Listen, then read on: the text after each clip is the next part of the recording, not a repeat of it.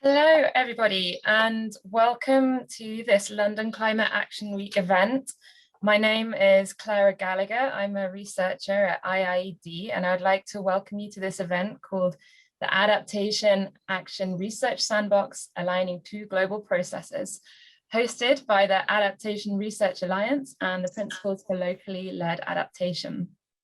We hope you're all ready and prepared for this interactive workshop discussion to explore the aims and objectives of the Principles for Locally Led Adaptation and the Adaptation Research Alliance Principles for Climate Adaptation Action Research. In spirit, the principles and the efforts to promote them are aligned, but more concerted effort is needed to strengthen these efforts by bringing together these communities so that they can harness the synergies and complementarities between the two sets of principles. So to get to the heart of this, we have a packed agenda today. We're going to be learning about what the Adaptation Research Alliance is through some interviews, first of all, between Jessie DeMaria-Kinney, the head of the ARA Secretariat, who'll be interviewed by Aditya Bahadur, principal researcher at IIED. Then we'll learn about the Principles for Locally Led Adaptation, where Aditya will interview Clare Shakya, the director of the Climate Change Research Group at IIED. And then after these kind of hard talk style interviews, I'll give you a quick overview of how these two global processes might align. And then we'll go into two breakout groups to discuss what each set of principles can mean to us and how they might apply in our work. So we'll come back together, we'll run through the findings, and then I'll take you through some next steps on how you can become further involved. So with that, let's begin. Let's go to our first interview. It's going to be about the ARA Principles, the Adaptation Research Alliance Principles, between Aditya and Jessie. Aditya, the floor is yours. Good morning, good afternoon, good evening. My name is Aditya Bahadur, and this is Hard Talk at the Adaptation Broadcasting Company. As the world moves towards COP26, international organizations from across the world are launching new and exciting efforts to mobilize the global community and step up the level of ambition on climate action. Today, we have representatives of two such exciting initiatives. We have Jessie DeMaria-Kinney and Clare Shakya. Jessie is the head of secretariat for the Adaptation Research Alliance, and Clare leads the climate change group at the IIED and has been spearheading a movement to promote locally led adaptation. We're going to ask our two guests today about why their efforts matter and what they're trying to achieve. Jessie, tell us a little bit about the ARA and explain to us, why do we need another alliance, another network, another group on climate adaptation and resilience? Great. Thank you very much, Aditya. It's a pleasure to be here on the Adaptation Broadcasting Company and a pleasure to be with you on Hard Talk. I'm a bit concerned because I know your reputation precedes you as being a true hard talker here. So first, why do we need the ARA? First, for a bit of context, as part of the UK COP26 presidency, the UK Foreign Commonwealth and Development Office, or FCDO, is working with partners to co-develop an international research alliance for adaptation. And this will be working up towards a launch at COP26. But really the question is why? And this is because this year is a make or break year, or arguably even this decade is a make or break. And COP26 is a critical moment and opportunity, but that's not just only for the race to net zero. It's the race to resilience. And it's a race to prepare and act on transformational adaptation actions by accelerating and scaling investments to address knowledge needs. Now, these knowledge needs, which we'll get into a bit more today, are driven by local priorities and local needs. And these areas would be such as climate risks, but more importantly, or equally as important, is actionable solutions, particularly for the most vulnerable. And research, as we all know, is central to better understanding what works and what doesn't work. But we simply don't have the time to continue with conventional research approaches. So this is where the ARA comes in, as really promoting action-oriented research approaches. Now, these would be iterative transdisciplinary processes to co-produce knowledge that's usable in practice, that's outcome-focused, and demand-driven. So currently, the scope and the scale of action-oriented research is insufficient to address the magnitude and the urgency of the actions needed. And this is where our theory of change, we start with 6 key deficits as our problem statement. Now, due to time, I won't go into them now, but in short, there's an inadequate concerted effort towards the research needed to build climate resilience features. And the ARA seeks to work with other networks, other organizations to redress the situation, seizing the opportunity to strengthen coordination and scale up investments in action-oriented research. Right. This will enable achievement of our societal goals under a changing climate with a particular focus on developing countries. Right. Jesse, you impressed us with a lot of big words: transformation, action-oriented research. Tell us what the ARA can do for a vulnerable woman farmer in a climate vulnerable country like Bangladesh. What difference will you make to her life? That's a great question, Aditya. And in the end, really, that's what this is all about. So what we can do for that farmer in Bangladesh is that we can help understand the specific context that she's operating in. We can understand the specific climate risks to her situation, but not just the biophysical climate risks, but actually if we really look into some of these more important areas, such as the underlying risks and some of these underlying factors, we can understand what can actually help this woman farmer, both from the agricultural perspective, as well as just from the overall societal positioning of her, to actually help her better understand the risks that are around her, both today as well as in the future, and then ideally identify not only for her, but with her and her community, some of these potential solutions or actions to help increase her resilience. Right. So I think you've explained clearly that the ARA is a fledgling international alliance trying to bring a lot of actors working on adaptation, action, and research under a common umbrella. Obviously, if you are trying to knit together so many different actors with disparate interests, the alliance might pull in different directions. What keeps the alliance together? What are the guiding tenets or principles for this effort? Right. Well, we do have ARA principles, which I'll get to in just a moment. And this is, of course, to ensure the cohesion and commitment to a shared vision. But as you mentioned, there are many different actors, many different initiatives out there. And so the ARA looks to actually work with existing initiatives, existing actors, to identify the most appropriate niche for the ARA itself. And this has been a work that has been going on for the past year, and it's something that we will continue to do from now up until the launch at COP26 to best identify that niche. But what actually keeps, as you said, keeps us coherent, keeps us together are 6 principles that the ARA has identified. Now, we've done this through the core group of about 33 institutions who've co-developed these principles that you see on the screen before you, and they're currently being finalized. That will be launched at the official COP26 launch of the ARA. But for now, let me just very briefly walk you through them. And of course, not just so you're aware of the principles themselves, but also because when we go in later in the session, we'll be discussing these a bit more. So the first you can see there is research is demand-driven, solution-oriented, and leads to a positive impact on the lives of those at risk. So what this really means is who or what is the research for? And as you rightly pointed out, Aditya, it's about this female farmer in Bangladesh, for example, and there are many other cases across the globe of that. The second principle is research is transdisciplinary and co-produced through a collaborative effort with users. So this is really about the process. How should research actually be carried out? And this, of course, is through transdisciplinary, collaborative, action-oriented research. The third principle that brings us together is that research emphasizes societal impact. So again, how is research valued? We have to move beyond the conventional measures and incentives of academic research to actually show that the time and energy and resources invested in research on adaptation are actually contributing to changes on the ground. The fourth is learning while doing ensures that actions are evidence-based.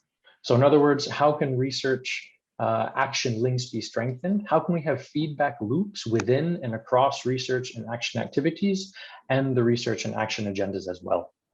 The fifth principle is research builds capacity and empowers actors for the long term. So this is really about what can research enable, not just knowledge generation, but actually ensuring that this knowledge that's generated is usable and actionable. So really bringing about adaptation solutions. And the last one is about research processes address structural inequalities faced by women, youth, children, disabled and displaced people, indigenous peoples, and marginalized ethnic groups. So again, What we mean to say here is how can research address some of the root causes? The time of focusing on biophysical risk is past, and we still need some, but we need to really strive to understand the societal aspects of climate risks because adaptation is about people. Right. Thanks for that, Jesse. Am I also right in assuming, like all our guests, you're here to plug something? Are you asking people to become members of the ARA? If so, who all can become members of the ARA? Tell us a little bit about what you're looking for here and why is it actually that you're here with us today? Well, first, Aditya, of course, this isn't a plug for the ARA. I'm just trying to share knowledge here and get the word out a bit. But if you want to say it's a plug, I would say, okay, fair enough. Yes, the Adaptation Research Alliance is a coalition of institutions across the adaptation research and action communities. So as I mentioned, this is a transdisciplinary alliance, and we aim to bring together research organizations, intermediate organizations, practitioners, civil society, academic networks. We really see the various aspects and roles for a wide variety of actors here. And this also includes funders or donors. So the ARA will work with traditional research funders such as science councils and also action funders such as development donors, multilateral financial institutions, philanthropies. We have 66 people listening to you, Jesse, and more are joining every minute. What do they do tomorrow if they want to become a member of the ARA? Good question. So first, I would say, please take a look at our website, which you can find. It's hosted under South-South-North. And please do reach out to us if you do have any questions at an email that we can put in the chat here, ara@southsouthnorth.org. But also stay tuned because we're actually currently launching a membership campaign and membership drive in which we'll be sharing further information on how you can actually sign up to the ARA itself. So as I've said, there has been some previous engagement with initial organizations who have been a part of this of the development of the ARA itself to date, but we will be expanding that and looking for new members and a wider audience as well. Right. So now that your plug is over, Jesse, the question for you is, how are you going to make sure that this is not just another talking shop? How are you going to make sure that the members are actually doing something useful that is different from business as usual? That's a very good question. And that is a challenge because, of course, research in many ways, one could arguably and maybe skeptically say is a talk shop. And that's actually what we're trying to change here, is we're actually trying to make sure that the research that starts out as a talk shop actually has the initial vision of contributing to action. So what that means for our members is that when we bring members together, we do have 3 function areas that are highlighted in our theory of change that you can see online. And these areas are advocacy, research planning and cooperation, and then resource mobilization and delivery. So we have various work streams and activities that align with each of those functions.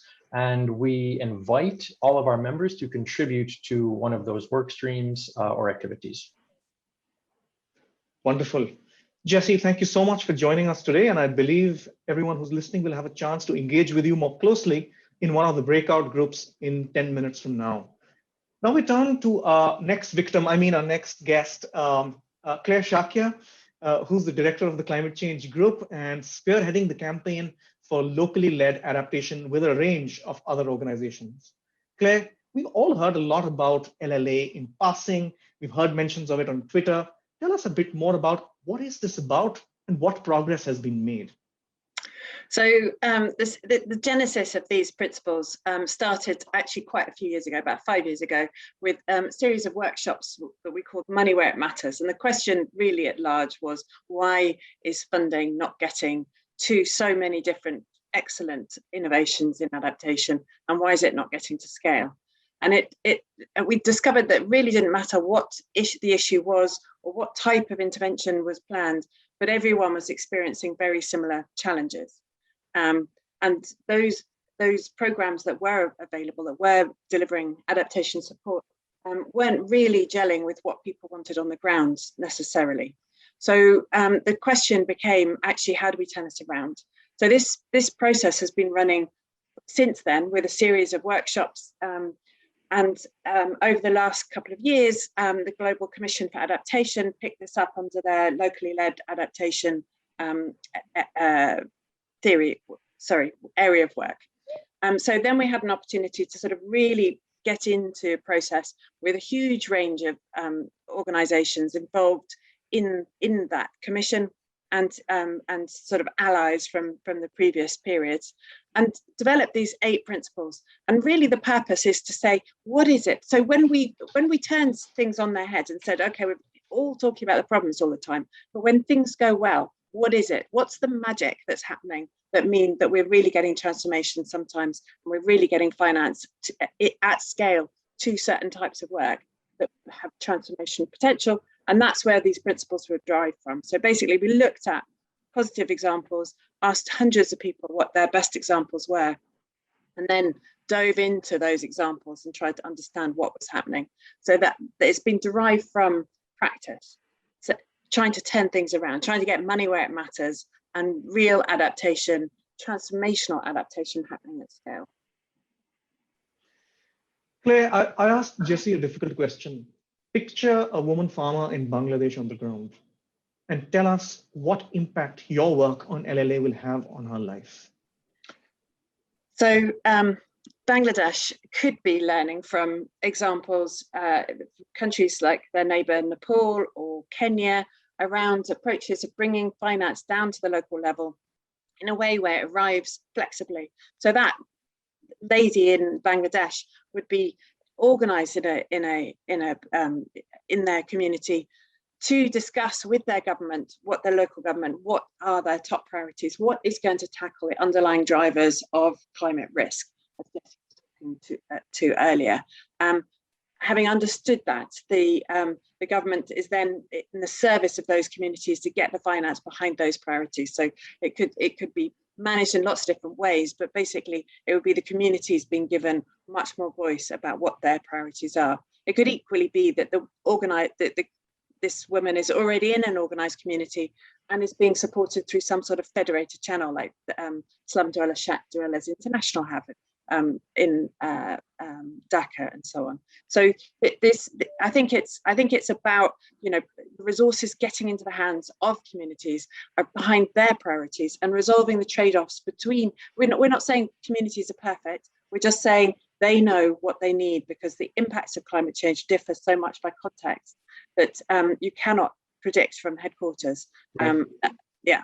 So you have to get that design process down to the local level. People often say communities don't have the capability, but actually we're seeing in hundreds of cases that this is possible. So it's more about how it's done than whether it can happen.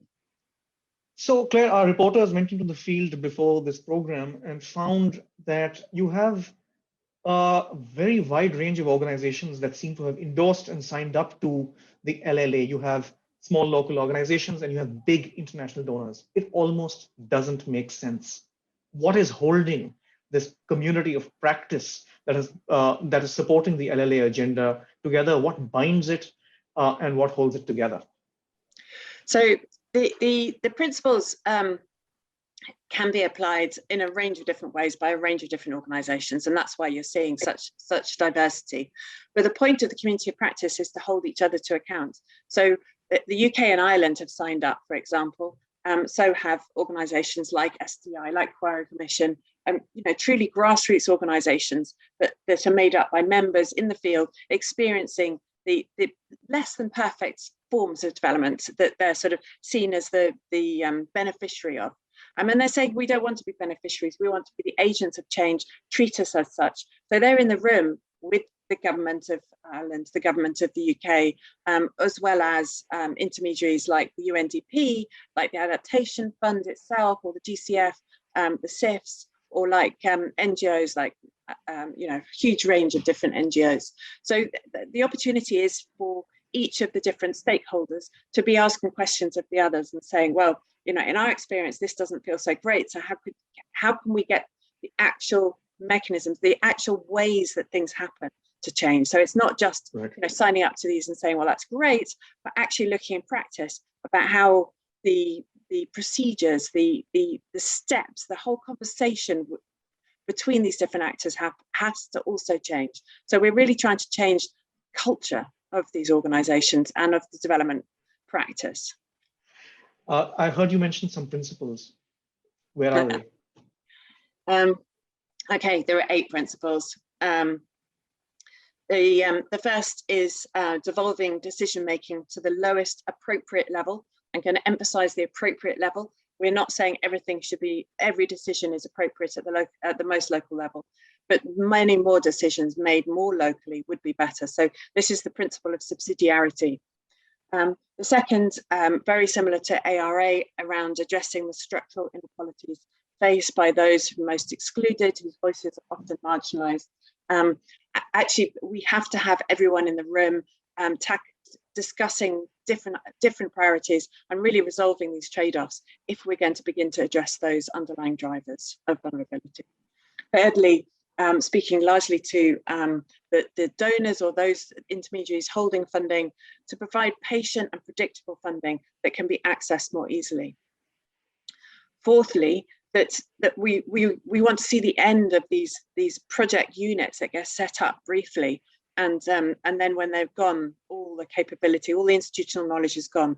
So strong drive for investing in the local capabilities to leave an institutional legacy. So the LDC countries have their own governments, the capabilities are built up, local community capabilities are built up, and so on, local governments. Next, building robust understanding of climate risk and uncertainty. This is recognizing that too often we're seeing pretty much malpractice, I would say, in the use of climate science. We can't just be talking about, overall trends and averages. We need to be talking about that range, because it's so unpredictable. We can't. The risk of high levels of maladaptation are very real. Next, flexible programming and learning. This is again very similar to ARA. Iterative learning is critical. We're not going to get perfect solutions to start off with. We've got to learn as we go and use that learning to change how we're operating. Finally, or not finally, but next, ensuring transparency and accountability. This learning will only happen if we really do begin to get those real transparency, meaningful transparency happening across all the different actors in the system. So everyone's holding each other to account, and it's not just accountability up to the donor, but also accountability down to the citizens.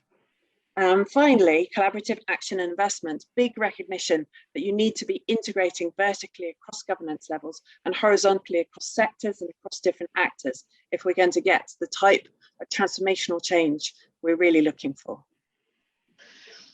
Claire, I'm sorry, that was great, but you're doing my head in. You have 8 principles of locally led adaptation. Jesse has 6 principles of the Adaptation Research Alliance. Yeah. How are these two linked? Well, they were developed completely, there were many actors that were involved, I'm sure, in the development of both, but they perhaps speak to that there's something in the air here, that there's a real fundamental change that is needed in the system. When we were actually at IIED ourselves looking at how do we develop our commitment to the principles for locally led adaptation, we became very aware that we both do research and we do action, and that we actually needed a commitment again for both of those types of action to make sense of what we do.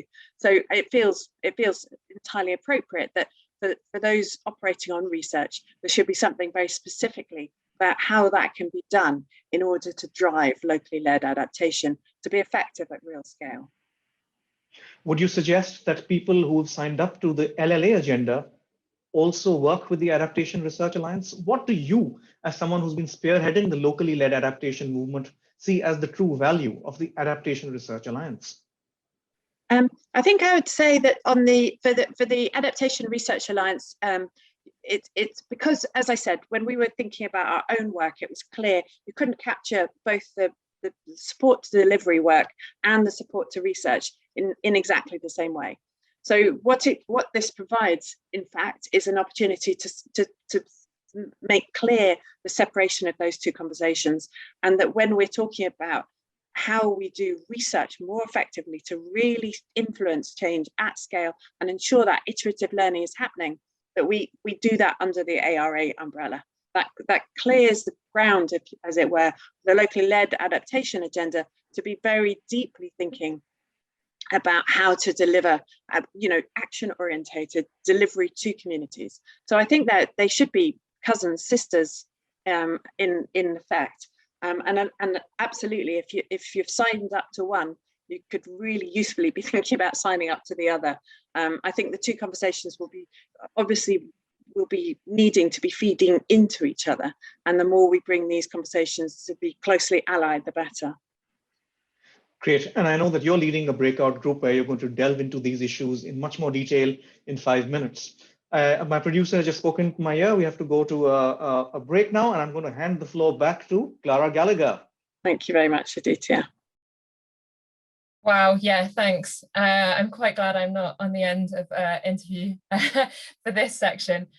Anyway, we've heard now what the Adaptation Research Alliance is aiming at. We've heard about the principles for locally led adaptation. We've tried to have some kind of comparison, but 8 of this, 6 of this, it is a lot, right? So why even compare them? So from my perspective, these are 2 global processes that are trying to guide people that are dealing with adaptation on how to make climate action actually work for those that are at greatest risk of climate impacts. And as Claire was saying, it's about a fundamental change in the system and in the way that we approach things. So we have principles for locally led adaptation is to guide those that are seeking to support and deliver adaptation at the local level. It can capture elements of finance, of knowledge, of power, of governance. And then we've got the ARA, which aligns with these intentions of the locally led adaptation principles, and it deepens what they all mean from a research perspective.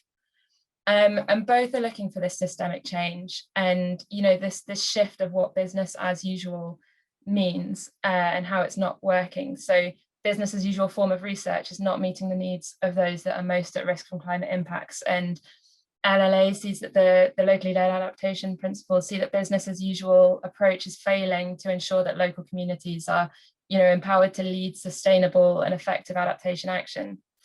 So I thought it might be useful to kind of take it a bit slower and run through how these all link up. And so from the big picture, then, if we're looking at what these principles mean, it's about devolution of decision making to the lowest level. So you can see how these 2 connect now between number 1 and principle number 1.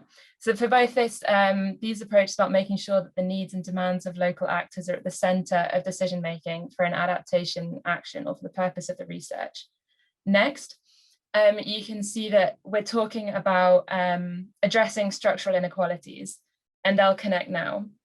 You can see this about, engaging with structural issues that underpin risk and inequality. Moving on to the next, kind of going down the left-hand side, if you will, this is about patience and predictability. And we had a question in the chat about what patient funding means.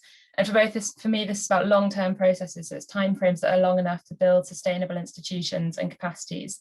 And in a research perspective, it's about long time periods to integrate learning from research into adaptation actions. Going to the next, connecting principles 4 of the principles for locally adaptation to principle 5 of the ARA principles. This is about building capabilities for the long term as well. For both, this means the ability to lead on adaptation interventions and research, and that their own knowledge generation processes are being led by the people that are front and center of these processes.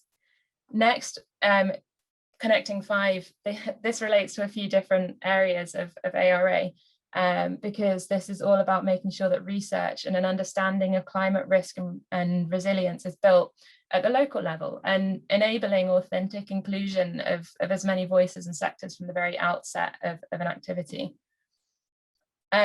For 6, if we're talking about flexible and responsive programming, this is, programming structures that allow iterative learning by doing and kind of adaptive program management. And that, again, relates to this idea of what patience means. On how research should be carried out, this kind of connects between principle 7 for LLA and number 2 and number 3. I know this is looking a bit messy at this point, but bear with me. For both, this relates to kind of clarity and participation and understanding. Like, as Claire mentioned in her part, she was talking about how headquarters of large organizations won't have the best knowledge about what a very local adaptation need means. And so this kind of participation, transparency, accountability is really important in making sure that needs are met. And then finally, I mean, all of this is about collaboration between groups, across groups, and to make sure that activities best meet the needs of those that are vulnerable to climate risks. So Principle 8 there connects straight up to the idea that research is transdisciplinary and co-produced through a collaborative effort. So you can see they're all kind of interlinked. These two sets of principles completely support and then also stretch each other as well. So the Adaptation Research Alliance could be thought of as the kind of research relevant elements of what locally led adaptation principles are striving to achieve. And similarly, the locally led adaptation process could be the action-oriented element of the Adaptation Research Alliance principles. And by comparing these two sets of principles, we can see how they align with each other, and how they can support each other as well when we're pursuing more impactful, locally focused adaptation action. So that's kind of the gist in why I think it's important that we understand these interlinkages. But enough from me, enough from like being told what these are about and hearing what these are about. It's time now for us to take these principles, and we want to hear from you about how these principles impact your work and how they might guide you to better climate action at a local level. So we're going to go into our kind of sandbox style breakout rooms, as we called it. And the fun twist is that if you know most about the ARA, then we want you to talk about how the LLA relates to your work. If you know most about the locally led adaptation processes, then we want you to think about how the Adaptation Research Alliance might work for you. So you can see on the screen there, we've suggested that you're going to go into kind of the breakout rooms that you know least about. When you get there, there'll be a facilitator and a rapporteur to help capture the discussion. We'll be using some Jamboards so you can directly stick on your virtual sticky notes full of ideas on how these principles resonate with you. Okay, great. So we'll kick off. I think apologies for the few short minutes of disruption. And thank you very much to our breakout group leaders to power through, and to meeting support who was successful in bouncing the intruders out quite swiftly. I did dip in and out of all the breakout rooms, and the quality of the discussion was very rich. So I'm glad we continued despite all odds. I think let's just start from Group D for a change, not putting Group A on the spot immediately. Purti, I see you, and Saqib, I know you're there as well. Tell us, one or two points that stood out for you in the discussion in your group.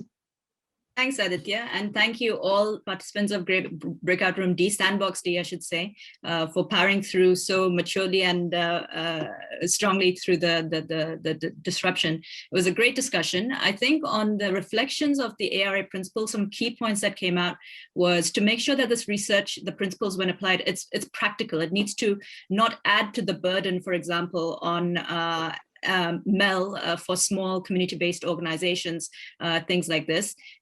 Also, a point made was that research funders need to respect these principles. It's all well and good for many different actors to come together, but it's essential that funders also are on board, and that's something we should pay attention to in our endorsement campaign. And as well, it was really strongly noted that the application of the principles is really the tricky part. There was consensus that these principles are generally going in the right direction, but it's all about the application. So those are some key points on the principles themselves. Then on on what it would take for individuals to endorse the principles, generally there was a lot of good support for it. A point was made on the need to get research funders to endorse as well. And the need to consider the drivers of bad practice among funders. There are wider systemic issues that these principles in the ARA and the LLA are getting at that eventually over time we need to kind of really drive into. Let me hand over to Saqib for the interlinkages between ARA and LLA. Thank you, Purti. So I think we also had quite a good discussion about how they are linked. And I think Clara's explanation at the beginning with the slides showing the linkages between the principles was really, really helpful for quite a lot of people. We did have a few comments talking a bit about the principles in general, where the LLA principles seem a little bit more macro and high level, and they're able to cover maybe a bit more perspective than the ARA ones, which are a little bit more targeted for research oriented organizations, individuals, and funders for research. Whereas the LLAs seem a little bit more in overarching in different levels, not just at funders, at implementers, but local communities principles as well. We had some comments about the language between the two sets of principles, where they kind of talk a little bit similarly. So I have a note here about the principle 4 on LLA, and principle 5 on ARA, and looking at how we maybe don't want to be having different sets of language talking about the same thing. It might be a little bit better for us to try and have the language that complements each other in the principles as they're also overlap, so that it doesn't really end up working out in silos for people. We're able to make sure that these things actually do synergize, and they do sort of feed into each other, and they're talking about the same sort of types of local capabilities, the type of capacity building you're trying to do with local institutions, etc., making sure that the principles are sort of aligned in that sense. And then Saqib, very quickly, one other quick question. Sorry, go ahead. Sorry to interrupt. Quick question. What does this post-it mean that LLA principles add richness that is lacking in ARA principles? I think that's really interesting and useful for us. That I believe again is the same comment on the language of it. So what the comments that we had, the language for principle 4 talking about local institutions and capacity building, I think that adds a little bit more richness, because it's a little bit more elaborate in the types of capacities and local institutions we're meaning. Whereas on the ARA side, I think it just describes about building capacities, but perhaps needs a little bit more breakdown into the ARA principles about what you mean about really local capacities, what institutions, etc. So that I think is what we were really sort of talking about, having the language be complementary. And just before I sort of hand over, I think we had a little bit more of a discussion, as well as the post that you can see, about maybe having something about MEL on the principles, which right now explicitly isn't something, but might be something that is touched upon multiple principles. But is that something that we want to be sort of highlighting specifically? Those are all from my side. Thank you. I think that's really useful. I'm going to go to Group C. Also, a reminder, please, anyone who wants to have more of a discussion with us on signing up to both these agendas, do put your contact information on the last slide or just in the chat box here, and we'll be in touch with more detail. Group C, Jesse, Clara, please tell us a couple of highlights, from your group. Yeah, over to you. Sure, maybe I can begin here.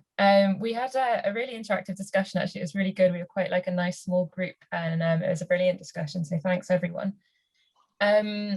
We began actually with quite a substantive discussion on the inequality between kind of the global north, global south, and how knowledge is valued, how knowledge is shared, and why academic research from the south is undervalued. And this was led to quite some important points on the inequality of what knowledge counts.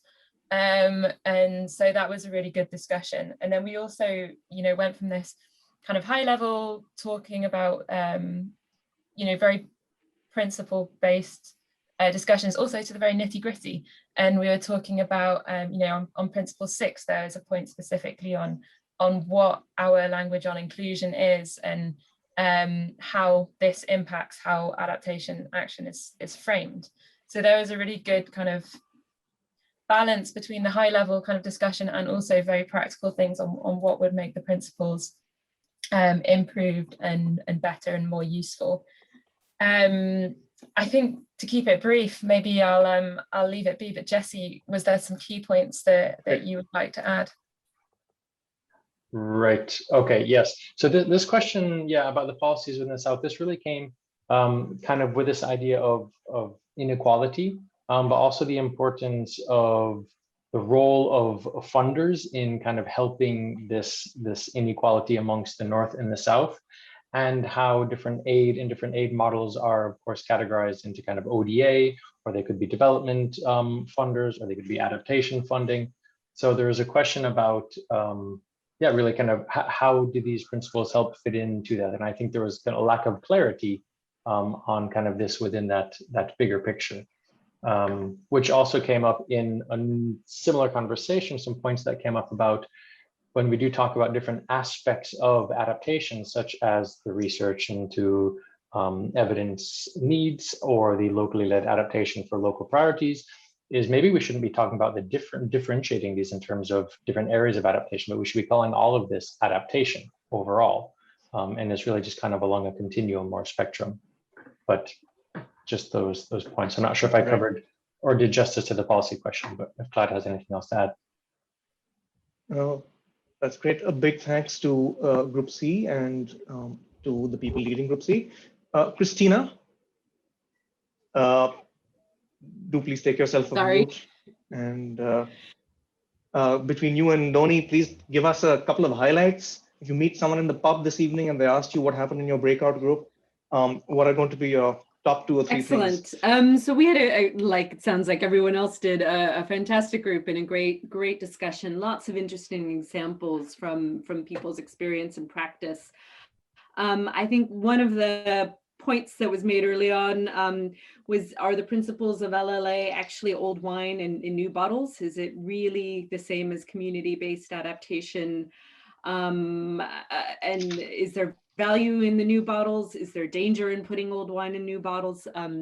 So things to think about there. And a lot really on how do we operationalize it, and that the principles are good guidances, good things to follow, but how does it get translated into practice? What does it mean in practice? How does it actually drive change? And I think that was something that people wanted to see in terms of understanding and joining onto the principles. Yes, they're all well and good. They've all been around for a long period of time in different forms and guises, but is it going to drive action and really democratize and drive funding flows down to the local level and address the big barriers that are preventing that? In terms of synergies with the ARA, I think there was a lot there that was highlighted in terms of the role of research in helping to build on structures that are already there. So use the research networks that exist, use the trusted relationships that researchers have with grassroots communities to implement these principles. To really document and learn how do you implement the principles, what are some of the incentives and barriers to action that exist, how to contextualize the principles, because they will look and sound very different in different places, and that's something that perhaps the ARA could do. And I guess also a point on building that local leadership and building that trust as well. I think that was an important a point in reflection of, are we building the diversity of leaders? Are we building the capacity of local leaders that's needed to drive change? Gosh, there was a lot there. Great. Mel being another important point. Sorry. Great, thanks, Christina. We're running out of time, but that sounds like a really rich discussion. Gentle reminder to people in Group B, if you'd like to know more about the ARA or LLA, please do put your contact details on the last slide or in the chat box. And to our final group, Claire and Sydney, over to you. Great, I'll try and be really quick because I know we've run out of time. So first of all, two very concrete suggestions that we join the learning journeys of these two sets of principles together. So invite ARA into the LLA learning journey. That was one very concrete suggestion. Another was that, that the evaluation departments of those working on adaptation could be thinking about the use of these principles in their evaluations, which seems a very useful idea. A couple of suggestions for improving the LLA principles. One was to make much clearer the idea of the vertically integrated subsidiarity. We might even need a change of language there, Christina and Aditya. We have to get back to the community practice on that. But there was a very strong guidance that actually it just wasn't clear enough yet. And also the ideas of there being different scales of patience, a temporal quality to what we're talking about that we needed to get much clearer about. So that was very useful. We had quite a lot of discussion about what is the benefit of joining LLA. I proposed that it was the learning journey. But if we're joining the two learning journeys together, maybe I lose my argument. But I think there is value in both for the different reasons, and we did discuss them actually having different starting points. You enter in a different door, and then finally the question of how these attract and what does transparency mean. And we agreed, I think, fairly robustly that actually the point of this is the learning journey and learning about how to improve our practice, both in research that can be applied and in action that can be studied by the researchers to see how it could be improved. So thank you very much, Aditya. Thank you, Claire. Yeah. That was really succinct. Clara, over to you. Yeah, I will give everyone the quickest thank you, but most meaningful thank you of your lives. That was a really great session, everybody, and I like how participatory it was and how there's really useful concrete things that have come out of it. So you've helped shape the discussion. We've heard about the principles, we've had a discussion on what they mean. Now what? If you would like to hear more about the ARA, you'll see a slide coming up and there will be some contact details in the chat. Please email ara@southsouthnorth.org and we can give you information on how to be involved with the ARA, concept notes, explanation of the governance, all that kind of stuff. And on the principles for locally led adaptation, if you're interested in endorsement, Christina and Marek are your key contacts, and there's more information on that part of the IIED website. So that leaves me to say to all you participants, to our speakers, to the ARA development team for the work behind the scenes, your attendees, your potential endorsers of the principles and members of the ARA. So we're really grateful for your time and for your energy in putting together so many concrete suggestions. And with that, I would like to say thank you and goodbye. Until next time, please keep in touch with us on social media or email. Thanks ever so much.